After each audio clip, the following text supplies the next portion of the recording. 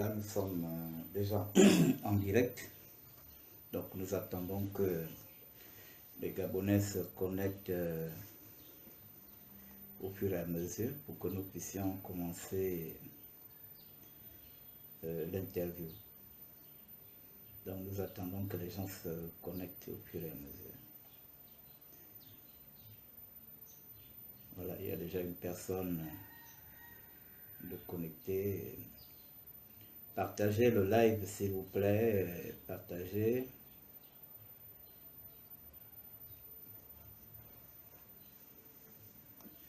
Ok, nous allons commencer. Madame Somayo, bonjour. Bonjour Jude. Alors, vous avez appris dans les réseaux sociaux, ensuite TV5 Monde, RFI en ont parlé, de la noyade des enfants du CS d'Akébé. Quel est votre commentaire par rapport à cette situation? Merci Jude encore une fois de me donner la possibilité de m'exprimer. Surtout que la question est très importante. La question est très importante. Il s'agit de la mort d'enfants. Merci donc de me donner la possibilité d'en parler aujourd'hui. Et je profite de cette occasion pour adresser mes sincères condoléances aux parents qui ont perdu leurs enfants dans ces conditions que je présume atroces. Et donc, je voulais leur dire qu'ils ne sont pas seuls. Je voulais leur dire que même si l'accident en question a eu lieu le 25 mai et que nous sommes aujourd'hui le 15 juin, pour moi, la page n'est pas tournée parce que la page de la vie d'un être humain, on ne la tourne pas comme on tourne la page d'un livre. Il s'agit d'enfants. Il s'agit d'enfants et c'est extrêmement grave. Toute mort est atroce, mais la mort d'enfants l'est encore plus. Surtout dans les conditions dans lesquelles les choses semblent s'être passées. Quand bien même, jusqu'à ce jour, nous qui sommes ici à Libreville, nous ne sommes pas en mesure de dire exactement et de savoir exactement ce qui s'est passé. Mais il y a eu mort d'enfants. Il y a eu mort d'enfants et le pouvoir qui est censé protéger sa population, le pouvoir gabonais, n'a pas daigné s'en préoccuper, à mon sens, comme il le fallait. Comme il le fallait, parce que la première sortie du procureur, je crois qu'elle date du 6 juin, pour des décès qui ont eu lieu le 25 mai. Je trouve ça extrêmement grave. Vraiment, quand on nous voit parler sur les réseaux sociaux, on se dit, il y en a qui veulent parler, il y en a qui veulent peut-être qu'on les voit aussi souvent que possible, il y en a qui sont... Non, vraiment, on voudrait bien rester silencieux si les conditions, si la situation le permettait. Mais on est obligé à chaque fois de faire des sorties pour marquer notre indignation, encore une fois, de la situation catastrophique dans laquelle le Gabon est en train vers laquelle le Gabon est en train d'aller. On ne peut pas rester silencieux, ce n'est pas possible. Vous vous rendez compte, mais un enfant, mais c'est ce qu'un parent a de plus cher. Mais ça touche le cœur d'un parent, c'est son œuvre. C'est son œuvre. Et quand on fait son enfant, on le fait en lui promettant le meilleur avenir possible. et le perdre dans de telles conditions atroces et certains parents soupçonnent même que des organes ont été extraits du corps de leurs enfants. Mais où sommes-nous? Où allons-nous? Où allons-nous? Vraiment, je tenais à dire vraiment toute ma sympathie à ces familles qui sont éprouvées. Je tenais à le dire. Nous ne pouvons pas continuer à nous comporter comme si de rien n'était. Le Gabon est aujourd'hui dans une situation grave. Si la mort de ces enfants-là est un énième cas de crime rituel, mais vous rendez-vous compte? Mais est-ce que vous vous rendez compte que le Gabon devient le champion des crimes rituels? Le Gabon devient le champion des crimes rituels. Mais c'est une honte. C'est une honte. Vraiment, là, je dis toute mon indignation. Toute mon indignation parce que depuis que ce problème des crimes rituels se pose, aucune solution, aucun résultat probant ne nous a été présenté en termes d'arrestation des commanditaires. Parce que le problème, c'est le commanditaire. Ouais, c'est le commanditaire. C'est le commanditaire le problème. Je me rappelle encore de la petite Catherine en Koltan. Qu'un adulte a pris la décision de trancher, à qui un adulte a pris la décision de trancher le cou. Mais nous sommes déshumanisés à quel point dans ce pays? Nous sommes déshumanisés à quel point? Donc, vraiment, je tenais à exprimer cette compassion aux familles, à leur adresser mes condoléances, à leur dire que la petite personne que je suis compatit à leur douleur, parce que moi aussi je suis une mère d'enfant. Je sais ce que c'est que de mettre au monde son enfant. Je sais ce que c'est que de préparer son enfant et de tout mettre en œuvre pour qu'il ait un avenir meilleur. Je sais ce que c'est et je présume la douleur immense que ces parents-là ressentent aujourd'hui. Madame Essomayo, ce qui est quand même curieux dans cette affaire, c'est que les enfants ont disparu depuis le 25 mai. Et ce sont les réseaux sociaux qui ont été les premiers à alerter la communauté nationale. Qu'il y a des enfants qui ont disparu, qui sont portés disparus. Et les gens qui sont censés nous gérer dans ce pays ont cru que c'était un mensonge. C'est quand même extrêmement grave. Mais c'est extrêmement grave. Ça prouve une fois de plus que le peuple gabonais est abandonné à lui-même. Ouais. Parce que, voyez-vous, nous sommes dans un état policier. Nous sommes dans un état policier. Faites un peu la route d'ici jusqu'au PK12.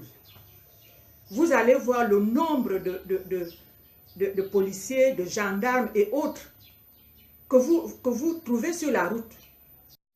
C'est pratiquement tous les 100 mètres que ces agents-là sont postés. Ils sont 3, 4, ainsi de suite. Ça, ce sont les agents qui sont en tenue. Mais est-ce qu'on imagine ceux qui sont en civil et qui sont ainsi disséminés dans la population? Comment peut-on s'imaginer qu'une noyade, parce que là, il semble qu'on ait retrouvé 2 ou 3 enfants noyés sur les mêmes lieux. Une affaire aussi grave,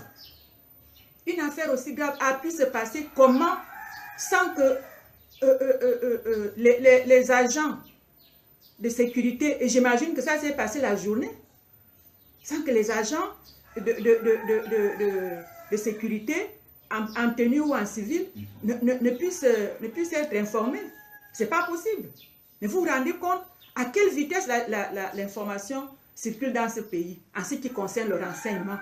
On ne l'apprend à personne. Quand il s'agit de traquer les opposants, Mais chaque opposant dans ce pays est identifié, son domicile est identifié, même le domicile de ses parents est identifié. Ça signifie que pour ce qui concerne le renseignement, les choses vont quand même très vite. Mais comment on peut s'imaginer qu'un tel drame ait pu se produire? Mais mon Dieu, c'est pas possible. La place du lycée Léon, ce n'est pas une place, la place du lycée Léon n'est pas une plage vide. C'est toujours bondé de monde. C'est une plage qui est toujours bondée de monde. Et comment on a pu s'imaginer que quelque chose de si grave ait pu arriver à cet endroit-là sans que quiconque ait pu s'en inquiéter et que les autorités qui sont censées protéger les populations, on voit quand même ce qui se passe partout. On voit qu'en France, le moindre problème qui arrive, que ce soit une disparition, que ce soit, est tout de suite pris en main par les procureurs des zones où ces problèmes-là se passent. Mais nous sommes dans quel pays? C'est de la négligence. C'est de la négligence. Et ça, ce n'est pas acceptable. Ce n'est pas acceptable. C'est de la négligence, tout simplement. Quel que soit ce qu'ils peuvent venir dire plusieurs jours après, mais il s'agit de mort d'homme. Il s'agit de mort d'homme. Et tout ce qui s'en est suivi, tout ce qu'on raconte, les corps transportés, semble-t-il, directement à la... Mais c'est désespérant ce pays. Sans que les parents ne soient là. Mais c'est désespérant ce pays. C'est comme si quelque chose avait été fait exprès. Et c'est là où la thèse des crimes rituels, elle peut être alimentée. Elle peut être alimentée. On ne peut pas reprocher aux gens de penser aux crimes rituels dans ces conditions-là. Mais vous avez suivi la déclaration du ministre de la Communication par rapport à cette situation. Il essaie de vouloir mettre ce problème sur la tête de l'opposition, c'est l'opposition qui amplifie cette... Nous n'en sommes plus là, Jules. La situation est trop grave. Ils ne peuvent pas se dédouaner avec de simples déclarations de cette nature. Qu'ils expliquent d'abord si c'est l'opposition qui les a empêchés de réagir depuis le 25 mai où la noyade a été constatée. Est-ce que c'est l'opposition qui les a empêchés de réagir? C'est trop facile. Mais nous sommes en 2018, franchement, nos dirigeants doivent savoir qu'on dirige un peuple en 2018 tel qu'on l'a dirigé en 1960 ou en 1967. Il faut qu'ils le sachent. Et il faut qu'ils fassent un effort de se mettre au niveau. De se mettre au niveau. Il faut qu'ils nous gèrent comme des personnes qui sont censées, comme des personnes qui suivent aussi tout ce qui se passe ailleurs. Cette façon de vouloir se dédouaner facilement, ça ne peut convaincre personne. Madame Essemaye, vous avez suivi l'actualité à l'étranger, vous avez suivi ce que la diaspora a fait à l'ambassade du Gabon en France. Vous avez vu la réaction de ceux qui nous gouvernent, entre guillemets. Qu'est-ce que vous pouvez dire par rapport à cet acte posé par la diaspora en France? Avant même de passer à cet acte, je voulais encore insister sur cette question vraiment pour laquelle j'ai voulu parler aujourd'hui, à savoir donc la noyade présumée des enfants sur la place du lycée Léomba.